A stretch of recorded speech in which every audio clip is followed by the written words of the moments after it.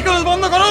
এই কলেজে একটা মানুষ তৈরি হয় না, এই কলেজে সব মানুষ তৈরি হয়, এই কলেজে সব মানুষ তৈরি হয়। এইসব আপনি কি বলছেন? শিক্ষাই তো হলো জাতির মেরুদণ্ড।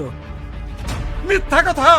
যদি তাই হতো তাহলে ডাক্তাররা কোনোদিন কষাই হতো না, ওই শিক্ষিত মানুষরা মা বাবাকে বৃদ্ধাশ্রমে পাঠাতো না। আমি হাজার হাজার টাকা খরচ করে এই কলেজে ছেলেকে মানুষ করতে পাঠিয়েছিলাম। তোরা অমানুষ করলি কেন? বল বল, তোরা বল জবাব দে।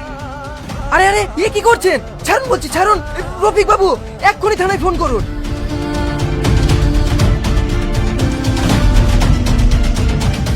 সেই দিনের পর থেকে আমি জেলে।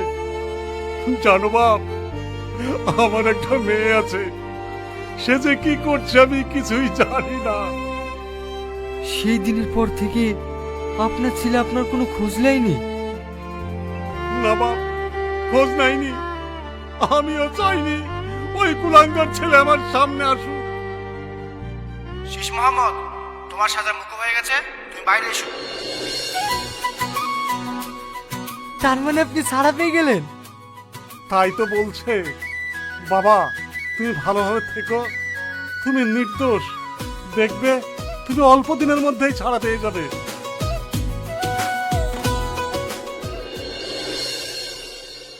রিয়াজ, এই রিয়াজ, তোর বউ তো ছেলেকে খুন করে অন্য ছেলের হাত ধরে পালিয়ে গেছে। হ্যাঁ? তুই কি বলছিস রে? এখন তুই কি করবি?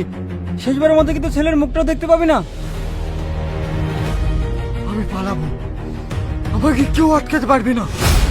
আগে তুই নাকি খুন করবো, তারপর আমার মরা মেয়ের মুখ দেখবি।